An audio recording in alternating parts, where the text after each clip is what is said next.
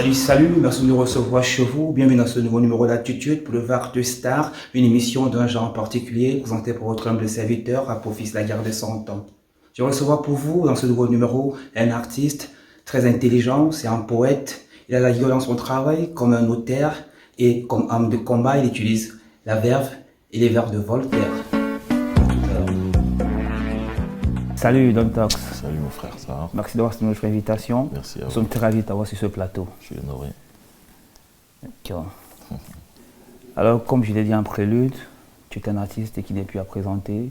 Tu as du talent, tu as tout ce qu'il faut comme artiste. Merci frère. Mais voilà, on va commencer comme ça. Mais je vais avant d'entrer dans le vif du sujet, je vais le titiller pour détendre l'atmosphère. Pourquoi Don Tox? Pourquoi Don Tox? Don Tox, c'est une longue histoire. Enfin, on est là pour les histoires, je vais la raconter. En fait, j'étais fan d'un groupe de rap en France qui s'appelait Commando Toxique. Commando Toxique. Et je rappais leurs textes sans même, avant d'avoir commencé à rapper, tu vois. Et les gens m'appelaient Toxique parce que je rappais leurs textes. Et voilà, avant même de commencer à rapper, on m'appelait déjà Toxique, tu vois. Donc les gens me connaissaient en tant que Toxique. Et quand j'ai commencé à rapper, je me suis dit pourquoi je vais le changer. Donc je vais le laisser là comme ça. Et les gens ont commencé à m'appeler Tox. Et ça s'est développé à D-Tox, Don Tox. Donc en fait, je n'ai jamais choisi mon nom par moi-même. C'est toujours les gens qui m'ont donné un nom. Puis je l'ai gardé. Je dis ça sonne bien. C'est très intéressant. Alors moi j'ai pensé à autre chose parce que je me disais Don, ça m'a renvoyé un peu à la période italienne, au film de mafia et tout. Oui, Don en fait, Don est arrivé quand je suis arrivé, je me sentais à un certain niveau, une certaine maîtrise de mon art, de ce que je fais, tu vois. C'était comme un peu pour affirmer le parrain. Pour affirmer ma maîtrise en fait, tu vois, la maîtrise de ce que je suis en train de faire. En anglais on dit on your prime, tu vois, genre vraiment à un certain niveau déjà, tu sens que tu es déjà assez mature, tu vois. C'est à ce moment que Don est arrivé en fait. Je peux dire que ces gens-là avaient raison parce que tu as des lyriques d'ailleurs qui désintoxent. Donc ça il faut vraiment... mais on va un peu... c'est vrai que tu as un peu anticipé sur la question qui devait suivre, c'était la genèse un peu de ton parcours, comme tes débuts, comment est-ce que ça se passe, comment est-ce que tu atterris dans ce game exactement comme tu dis. Tu disais tantôt, tu as écouté des rappeurs, tu avais un flow qui était toxique et tout. Je vais bien savoir, du moins la l'antenne voudrait bien savoir, comment est-ce que... tu as commencé tes débuts et tout, donc voilà, à quel moment tu as su que tu étais un rappeur en fait? Disons que rien n'arrive, everything happens for a reason, donc tout arrive, rien n'arrive par hasard. Excusez l'anglicisme de l'invité. Rien n'arrive par hasard, tu vois. À l'école, j'ai commencé à chanter Boyz II Men, tout ce qu'on écoutait comme R&B à l'école, à la télé à l'époque, MCM et tout ça. Donc, on chantait à l'école, on avait les petits livres avec les lyrics qu'on vendait à l'entrée de l'école. On chantait sans savoir ce qu'on chantait, mais on chantait, on aimait ça. Donc, ça a développé en moi quelque chose.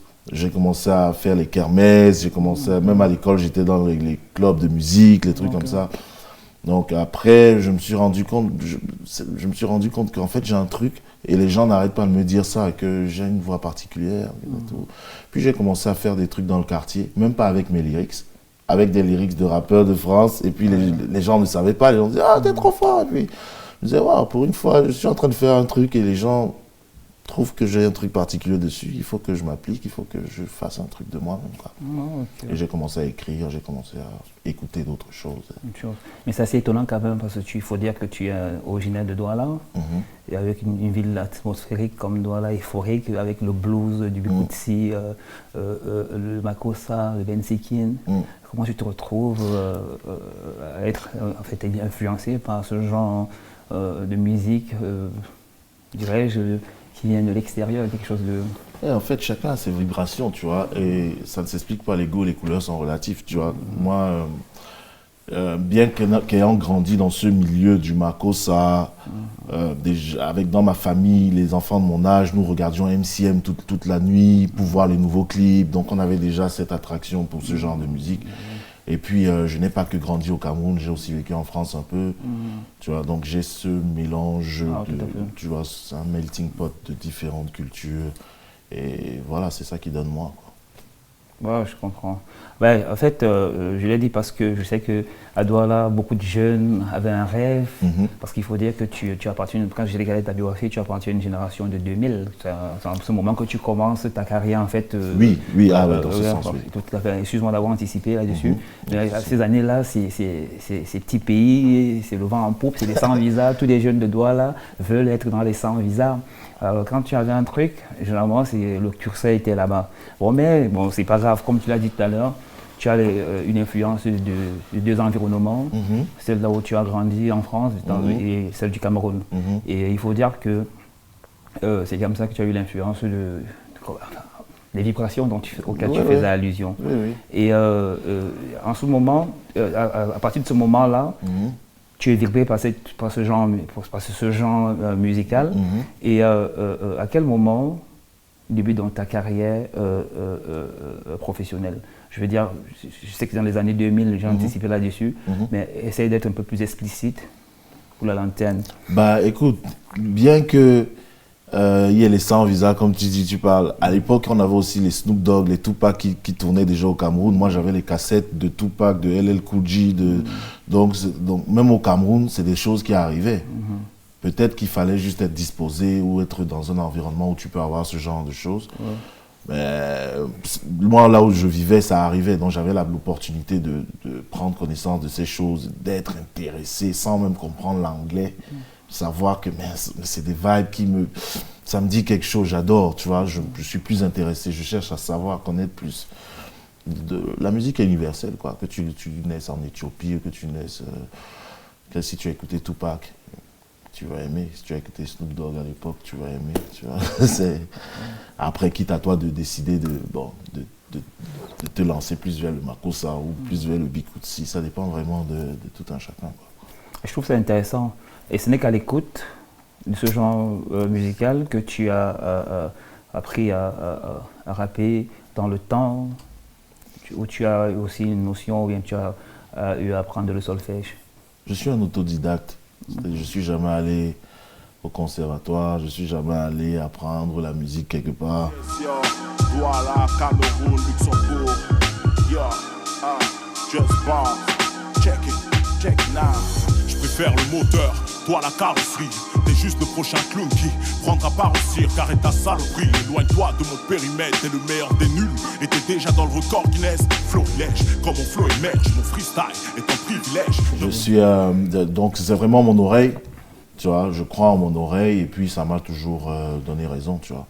Je n'ai pas besoin de lire les notes, même si je sais que c'est quelque chose d'avantageux, tu vois. Mais bon, je me suis formé dans le tas, comme on dit. Ok.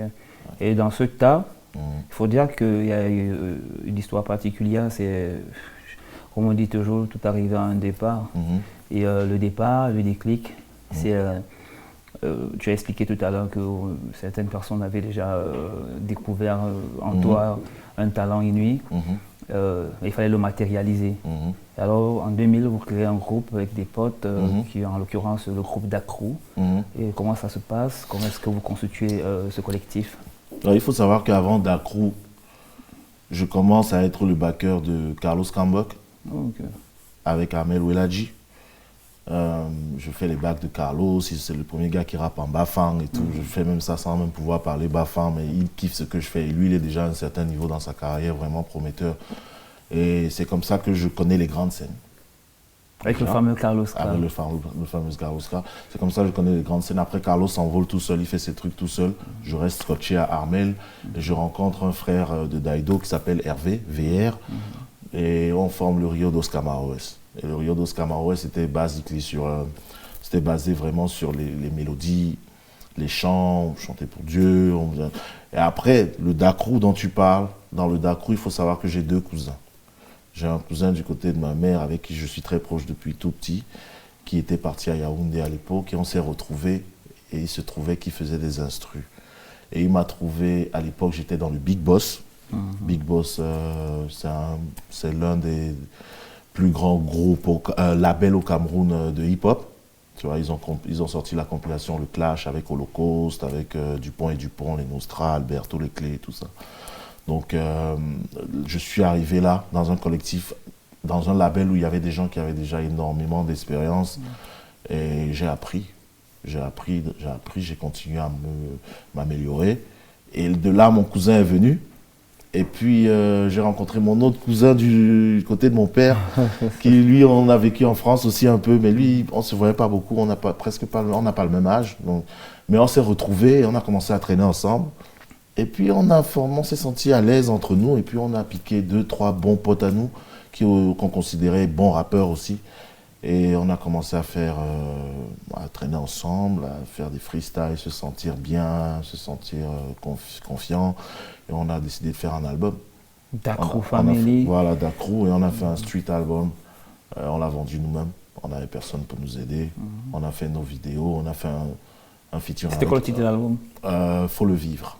Ouais, il faut le vivre. Faut le vivre. On a sorti un album, on a sorti un son, on a fait un son avec Sadrak, de Négrissime. Négrissime. Ancien partenaire de Boudor, c'est ça? Oui, ancien partenaire de Boudor. Donc on a fait cet album de 18 titres, et puis on a fait pas mal de concerts, on a fait Section d'Assaut, on a la première partie de Section d'Assaut, on a fait la première partie... Il faut dire que ça c'est à Douala. Ça c'est à Douala, oui. La première partie de Youssoufa, la première partie de Sefiu. On a fait pas mal de trucs quand même, juste avant que je ne vienne ici, tu vois. Et, oui, ça aussi, ça a fait partie de mon apprentissage. Et quelles sont les difficultés que vous avez rencontrées dans le groupe avec le groupe Dacrou Family? Dans le groupe, ou bien les difficultés qu'on a rencontrées entre nous, ou oui, bien... je vais dire, c'est pas facile, parce que déjà tu as dit tout à l'heure que vous n'avez pas eu de producteurs. C'était un projet que vous avez oui, vous-même financé. Indépendant. Voilà, tout à fait. Tu vois, quelles sont les difficultés que vous avez rencontrées les difficultés sont les mêmes. Très souvent, il n'y a pas l'argent au Cameroun. Très souvent, il faut se battre pour faire une vidéo, même pour se faire booker pour un concert, tu vois. Il faut vraiment traîner derrière les gens au début parce que les gens ne te connaissent pas, qu'est-ce que tu vaux, il faut que tu prouves ce que tu vaux, tu vois. Et c'est pas toujours évident. Mais bon, quand tu veux quelque chose, tu peux. Donc tu dois savoir que tu vas être confronté aux difficultés, il faut que tu les traverses. Et c'est ça qui forge qui tu es. Et vous l'avez fait? On l'a fait. Pourquoi est-ce que le groupe n'existe plus aujourd'hui? Le groupe existe toujours. Ah, c'est le pas groupe, le groupe. Non, moi je fais partie du groupe. Le groupe existe toujours. Mes frères, ce sont mes frères. Comme je te dis, c'est pas des amis, tu vois, c'est des frères. Et même j'étais au Cameroun en mars, donc on s'est vu, on a fait des sons. Tu vois, on a fait des sons, on a un studio. Sauf qu'on n'est plus peut-être à ce chiffre parce qu'on était 6. Bon, les problèmes de la vie, il y en a qui décident de prendre une autre direction parce qu'ils ont peut-être une famille et qui veulent plus se concentrer dessus. C'est respectable, tu vois, c'est noble. Bon, nous, on a l'amour pour ce truc. Donc, ceux qui sont là, tu vois, on fait avec ceux qui sont là. Et puis, non, Dacrou est toujours là. Sauf que c'est différent, je vis ici maintenant, donc il faut que je fasse mes pas de moi-même ici. On va d'ailleurs parler de ta carrière internationale tout à l'heure. Mais avant, comment vous parvenez à faire une carrière, toi étant ici et eux étant là-bas? La technologie aide beaucoup aujourd'hui. C'est-à-dire que tu peux faire, même si on veut faire un son, toi tu es aux États-Unis, je suis ici, j'enregistre, je t'envoie, ou bien je t'envoie l'instru, tu enregistres, tu m'envoies, et puis on mixe ça, et puis... Ça veut dire que le groupe n'a jamais eu un idéal, un objectif particulier? Bien sûr, le groupe a un idéal. Notre idéal a toujours été de faire du bon rap, frère. C'est rien de compliqué, c'est de faire du bon rap, d'être des lyricistes, d'être des gars qui disent les choses et pas faire de la musique juste pour le, je sais pas moi, chacun son truc. Tu vois, je veux pas manquer de respect à qui que ce soit, mais nous, on a toujours voulu être des lyricistes en tout cas. Voilà, c'est ça notre idéal. D'ailleurs, tu me crées une brèche là. Quand tout à l'heure je faisais la présentation, j'ai justement remarqué que tu es quelqu'un qui sait pas avec les mots. En fait, c'est ça ton arme de combat.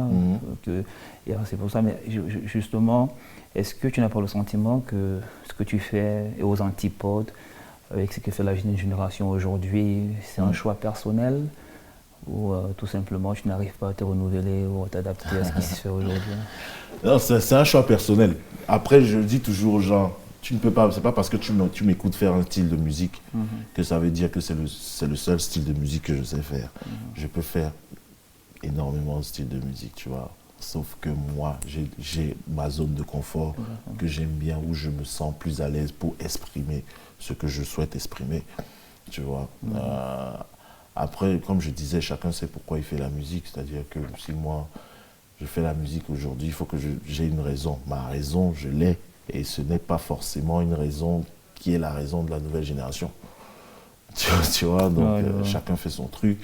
Je respecte ce qu'ils font. Les jeunes aiment danser. Ils se sentent à l'aise dessus, c'est bien. Ça ne veut pas dire que je ne fais pas de musique qui peut faire danser, tu vois, mais j'aime la musique qui parle. Ok. Et dans ce registre-là, il faut dire que là, je vais emboîter un peu ta carrière internationale, parce qu'il faut dire que tu es résident en Allemagne. Mais après, quand on fait le tour de tout ce qui s'est dit tout à l'heure en intro, on voit que tu es plus lié à une bulle francophone. En fait, tu es beaucoup plus... moi, ce qui me tourne, c'est que comment tu décides de choisir l'Allemagne comme pays de résidence ou bien, je sais pas, comme pays d'accueil, si tu veux. Écoute, tu arrives pour un projet, après bon, ça c'est privé, mais bon, j'arrive pour un projet et puis je rencontre une femme, quoi. Et puis j'ai des enfants aussi. Donc finalement, je décide de rester à Berlin parce que j'ai une famille. Des raisons de famille. Voilà, des raisons familiales. Et après, Berlin, pour moi, c'est une ville vraiment, en termes d'opportunités culturelles, vraiment très riche, tu vois. C'est une ville où j'ai eu l'opportunité de rencontrer énormément de personnes. Des gens que je n'aurais jamais imaginé rencontrer, que j'ai vu quand j'avais 10 ans à la télé, tu vois, ce que je veux dire, qui me faisait rêver. Je les ai vus ici très facilement, tu vois ce que je veux dire. Donc, pour moi, Berlin, c'est vraiment un endroit avec plein d'opportunités, comme je disais. Tout à fait. Mais c'est intéressant parce que moi, je t'ai vu une fois sur scène. J'ai trouvé assez intéressant ce que tu fais. Ça, il faut le dire. C'est vrai que je pose les questions, mais en fait, c'est ce que j'essaie juste d'être un miroir et, comme on dit souvent, une sorte de médium entre la lanterne et les gens qui nous regardent. Il y a des questions qui se posent parce qu'on est dans un pays germanophone. Et toi, tu as quelque chose de spécial. Ça, c'est un peu, ça, c'est mon avis personnel. Quand je t'ai vu sur scène, j'ai remarqué que tu t'es pas arrêté seulement à rapper en français. Tu as toujours ce truc-là où tu ramènes ton doigt à la natale. C'est quoi l'idée cachée derrière ce truc? Parce qu'il faut dire que c'est intéressant. Non, je te laisse d'abord répondre. C'est vrai, non, je te laisse répondre. En fait, le fait que je parle Douala, c'est juste moi, frère. J'ai grandi à Douala, tu vois. Hein? J'ai grandi à Douala. J'ai joué au foot avec les enfants du quartier. J'ai parlé Douala. J'ai pas appris Douala à l'école. Mes parents ne parlaient pas Douala à la maison, ils me parlaient français. Donc j'ai appris le Douala au quartier. Donc ce n'est que moi. Ce n'est que il n'y a pas d'idée cachée. C'est moi. Le mec qui parle français, qui peut aussi parler Douala. Pourquoi pas faire du rap en français et de temps en temps en Douala, pourquoi pas. Donc c'est juste moi. Ouais, moi c'est intéressant. Moi, c'est énorme ce que tu fais. Mais en fait, moi, j'avais le sentiment, du moins j'ai toujours ce sentiment-là, que tu avais un projet, c'est-à-dire que tu as voulu un peu servir comment dirais-je, de messager, ou comme une sorte de mission, essayer de rapprocher en fait ta culture. Pourquoi pas d'ailleurs? Parce que ce que tu fais en français et ce que tu fais en Douala, c'est deux langues qui ne se ressemblent pas. C'est la même qualité, c'est le même goût, c'est la même. En fait, le flow, il est le même. Tu vois ce que je veux dire? Merci. Et je m'étais dit que peut-être c'était toi ta mission de valoriser en fait cette langue-là que je trouve très belle. Pourquoi pas? Après, je ne me prends pas nécessairement pour un messager, tu vois, dans cette optique-là. C'est-à-dire que moi, si je sens que je peux mieux exprimer une idée en Douala, je vais le faire. Si je sens que je peux mieux l'exprimer en français, je vais le faire en français. Je ne suis pas extrémiste, c'est-à-dire que, ok, comme je peux rapper en Douala, il faut que je fasse juste en Douala. Comme je suis africain, il faut que je mette les balles à fond dans ma musique. Non, je suis pas extrémiste. Je suis vraiment un électron libre et je suis plus attiré par le jazz, live music et tout ça. Donc ça, c'est mon truc. Donc je ne me mets pas de clichés ou de barrières. Tu vois ce que je veux dire? Voilà, que vous l'avez retenu, l'invité Don Talk, c'est quelqu'un de très éclectique. il s'exprime, c'est comme ça, comme on dit souvent, c'est au feeling. Il n'a pas une ligne qu'il se donne, c'est quelqu'un qui est ouvert d'esprit, il ne veut pas être otage de quoi que ce soit. C'est ce que vous devez retenir. Et ça, c'est intéressant. On va maintenant dans les grandes lignes des projets futuristes. Ça, c'était un peu l'actualité dans le contexte passé. Camerounais, ouais. Ouais, tout à fait. Maintenant, on va entrer dans les projets futuristes. Qu'est-ce que tu as vu en ce moment sur le plan de ta carrière? Ouais. En ce moment, j'ai rencontré un frère à moi, ici depuis quelques années, qui est de Guinée-Conakry et qui fait du très bon rap en anglais. Et on est des très bons potes. Et on a décidé de bosser ensemble. On a un collectif qui s'appelle Triple T, parce que nos 3 noms commencent par T. Tox, Toumani et Taylor Tank, qui est un Allemand qui fait les musiques. Ouais. On a fait un album. Là, il est en préparation. Il va sortir bientôt. On a fait pas mal de vidéos déjà. On a fait pas mal de concerts. Et il y a des concerts en vue. Donc, on compte sortir le premier single en fin d'année, pour dire d'abord. En fin d'année. Et ensuite, ça va suivre avec l'album. Bien sûr, il y a les concerts qui arrivent aussi. Mais on continue de prendre notre place petit à petit dans la ville de Berlin, tu vois. C'est déjà ça, c'est la base. Et après, on va voir comment sortir de là, quoi. Et pour les dates, tu as déjà des dates précises? Si je me rappelle bien, la date que j'ai en tête actuellement, c'est le 14 novembre. Le 14 novembre, on a un show à Panke, à Wedding, pour Rap for Revolution. Et ce sera la 2e fois qu'ils nous invitent là-bas, donc c'est ce que j'ai en vue. Donc toi qui nous regardes en ce moment, tu l'as bien suivi, c'est à Panke. J'espère que la prononciation est exacte. Toi qui n'as jamais eu la chance de voir ce génie sur scène, moi j'ai déjà eu cette grâce-là. Je t'invite à aller à ce concert le 14 novembre. 14 novembre, Panke, P-A-N-K-E. Donc, allez soutenir ce frangin-là qui fait un travail énorme pour la communauté et pour la culture. D'ailleurs, c'est la raison pour laquelle il a forcé mon admiration et toute la structure. C'est Logique TV. Alors, Tox, tu es reçu là par C'est Logique TV. J'espère qu'on va avoir... C'est Logique TV. Et j'espère que nous allons avoir une invitation spéciale, mon équipe et moi. Parce qu'il faut noter que on a l'intelligence derrière la caméra, c'est Bastille Jones de Levens Plus TV. D'accord. Et on ne peut pas oublier aussi le rédacteur en chef de cette émission qui est Charismatique Kaza.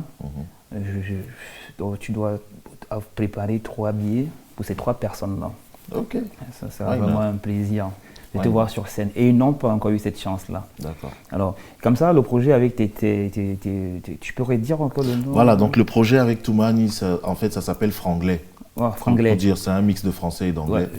C'est un groupe constitué dans le long terme ou c'est un projet ou c'est un concept qui... C'est dans le long terme. Le concept, c'est Franglais. Là, le projet qu'on sort, c'est un volume 1. Donc ça veut dire qu'il y a d'autres volumes qui vont se préparer. On veut continuer comme ça, surtout que le fait que je rappe avec quelqu'un qui rappe en anglais, ça m'ouvre aussi d'autres portes, ça me permet de m'établir là où on ne parle pas nécessairement français, tu vois ce que je veux dire. Et lui, pareil, de s'établir là où on ne parle pas nécessairement anglais et on parle français. Donc on devient vraiment beaucoup plus ouvert au monde. Et c'est super intéressant. Mais parlant de ça, est-ce qu'il y a une corporation ici à Berlin qui constitue une constellation d'artistes comme toi, comme Toumani et tout et comme ça? Est-ce que vous êtes organisé vraiment ici? Il y a pas mal de communautés, comme je dis. Non, je ne parle pas de la communauté, mais je parle de la corporation. La corporation? Tu es artiste, je parle de la corporation artistique. Est-ce que vous avez une corporation ici à Berlin qui constitue en fait toutes ces énergies-là que tu représentes aujourd'hui ici? Parce que j'ai reçu ici, avant toi, un autre jeune artiste, d'ailleurs qui fait un clin d'œil, Vénan Tsomo. J'ai eu le sentiment que c'est chacun qui évolue dans son coin. Est-ce que vous n'avez pas le sentiment que c'est un problème? Le terme de corporation, je ne sais pas, moi je ne peux pas l'utiliser, mais je dis bien, comme j'ai voulu dire, il y a des communautés. Tu vois, maintenant, en fonction du style de musique que tu fais, tu t'accroches à la communauté qui va soutenir ce genre de musique. Je te prends un exemple. On sait qu'à Berlin, le hip-hop n'est même pas la 5e musique la plus écoutée. Tu vois ce que je veux dire? Tu as la techno, tu as l'électro, tu as le schlager, tu as plein de musiques locales ici qu'on écoute avant le hip-hop. Mais n'empêche, le hip-hop a quand même sa communauté. Le hip-hop que je fais a quand même sa communauté. Tu as des gens, si tu vas dans ces milieux, tu vas tout le temps revoir les mêmes têtes parce que c'est des gens qui se réunissent autour de quelque chose qu'ils aiment. Est-ce que c'est pas un peu contradictoire par rapport à ce que tu as dit tout à l'heure quand tu faisais allusion à ton ouverture d'esprit, tu te présentais comme quelqu'un de très éclectique, et est-ce que tu n'as pas le sentiment que un artiste, c'est quelqu'un qui est un peu comme un pasteur? Je vais un peu rire en disant qu'un pasteur qui ne gagne pas de nouvelles âmes, c'est qu'il n'a pas l'onction.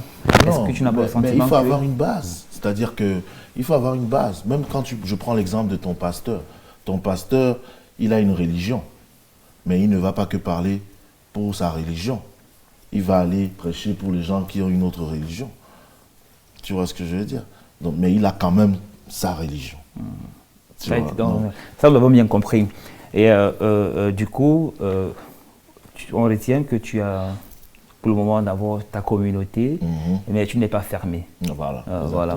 Donc, et qu'il y a un album qui est en gestation, et il y a des dates de concert. Il y a des dates de concert. Et la plus récente, c'est le 14 novembre, comme je dis.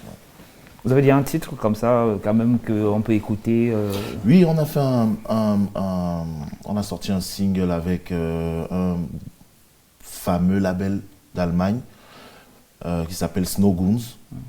C'est des gens qui travaillent avec des artistes de New York des années 80, connus dans les années 90, des bonnes références, M.O.P., Onyx, Sean Price, Rest in Peace. Et ils font des merchandising pour le Wu-Tang, pour des groupes assez, tu vois, qui ont une renommée, tu vois. Et ils nous ont contactés, ils nous ont envoyé la musique, on a fait le truc, c'est sur Spotify, c'est sur YouTube, la vidéo, tu vois, ça passe sur des radios en Hollande. Donc, ouais. Là, tu me rappelles, quand tu parles de Wu-Tang et tout, il faut dire que tu as parce que j'ai écouté certaines de tes chansons, il y a une qui m'a particulièrement frappé, c'est le dernier single que tu as mis d'ailleurs. C'est quoi, c'est pur ou c'est pur? Pur. Ah, c'est pur. Ah, c'est pur. C'est comme tu sois un peu trop dans l'anglicisme. Ah, c'est pur. Pur. Parle-nous un peu de ce titre-là. D'ailleurs, une seconde, tout à l'heure, on revient. On va se l'écouter avant de revenir et en parler. C'est un titre vraiment génial. Je l'ai écouté, c'est vraiment pur. C'est du hardcore. Ce gars, c'est un truc de ouf. Écoutez cette chanson et puis on revient. Donc, quoi, Pur. Alors, Pur, tu as vu, mais c'est dans quel contexte tu as écouté cette chanson? Avant de parler de Pur, excuse-moi. Avant de parler de Pur, je parlais de Snow Goons. Ça, c'est leur marque, Cream Pay Forever. Et justement, ils font dans le merchandising. Bref, c'était une parenthèse. Avant qu'on en parle, tu peux rapidement comme ça donner les liens, les noms, la page, tes réseaux, les réseaux sur lesquels on peut te suivre. Bon, moi, personnellement, c'est Dontox officiel. DONTOXO2FICIEL sur Instagram, sur Facebook. On a notre page Triple T, TRIPL, le chiffre 3, T030 sur Instagram. Voilà, donc ce sont un petit mot pour Attitude aussi qui a... Ah, pour Attitude, frère, moi je respecte toujours les gens qui prennent ce genre d'opportunité de valoriser ce que nous faisons. Et voilà, ça fait du boom au cœur, ça nous permet de nous exprimer dans de bonnes conditions. Donc, big up à Attitude. C'est intéressant. Il faut dire que c'est un travail que nous faisons, c'est pour nous, c'est pour vous, c'est pour tout le monde. C'est justement l'idée est venue du fait que on s'est rendu compte que beaucoup des artistes développent des choses et généralement ces choses-là restent anonymes. Donc c'est la raison pour laquelle Attitude a tenu à valorisé, quoi. Tout à fait, donc voilà, c'est créé. C'est gentil. Et c'est la raison pour laquelle je me répète là. C'est pour ça que d'ailleurs, avant que je désannonce l'émission, je vais faire un clin d'œil à Attitude et c'est Logique TV et à l'équipe technique et entre autres le rédacteur en chef, Kaza, le charismatique, et à la prise de vue, Basti, Lee Jonas de Lebensluss TV. Et voilà, c'était juste pour présenter un peu l'équipe et tout. D'accord. Donc, comme je disais, tu as des dates, on retient que tu as des dates à partir du 14 novembre, des concerts. Et on viendra te soutenir, toute l'équipe et moi, pour ton concert. Et on a été très ravis de t'avoir sur ce plateau. Ah, volontiers. Et merci que tu aies accepté l'invitation et que tu sois venu comme du haut de ta notoriété, de tout ce que tu as. Non, mais il y a quelqu'un qui dit toujours que dans chaque village, il y a un chef. Si. Donc, pour conclure cette émission, avant que je ne désannonce, est-ce que tu peux faire un petit acapella, un truc comme ça, parce que ce flow que je connais, parce que j'ai regardé, j'ai vu que tu écoutais du groupe Tandem, et tu as le flow de Marc Grigor. Ah ouais? Chaque fois que je t'écoute, j'ai l'impression que c'est Marc Grigor qui est à côté de moi. Fais-moi un acapella pour que je ne passe pas pour un con devant ces gens qui sont je vais faire le texte de Pur, jusque là où je le retiens actuellement. Je préfère le moteur, toi la carrosserie. T'es juste le prochain clown qui prendra part au cirque. Arrête ta saloperie, éloigne-toi de mon périmètre. T'es le meilleur des nuls et t'es déjà dans le record Guinness. Florilège, quand mon flow émerge, mon freestyle est un privilège d'un petit village de Dodaï devenu MC criminel sans préliminaire. C'est l'orgasme pour les jolies minettes. T'es pas une devinette, c'est trop fort. T'entends le cri des maîtres fusionnels comme le yin et le yang, comme l'époque de Biggie et celle de Lil et de Young. MC et Ben, cacao, café, chaos parfait, donne du sale comme les cafards au quartier. Le rap est mort et j'ai du mal à croire. Je suis là mais je crois que t'as du mal à voir. Je viens casser du fragile, appelle-moi MC maladroit. Anglophone, francophone sur le microphone. Ici ça sonne 2-3-7 quand t'as pris ton phone. Yes, I. Check. C'était C'est Logique TV. Et avant de me passer de vous, je vais vous demander de soutenir C'est Logique TV en vous abonnant massivement. D'ailleurs, toi aussi, il faudra le faire. Si tu peux demander à ta fanbase de soutenir quand même cette action, parce qu'on ne pourra pas exister si on n'a pas ce soutien-là. Donc, abonnez-vous massivement dans nos différents réseaux. Et je crois que ça passe en illustration. Le réalisateur s'est arrangé à ce que tout soit transcrit. Donc voilà, ça a été un plaisir de t'avoir sur ce plateau, mon frère. Peace. Si. Check. À la prochaine. Hein. Salut.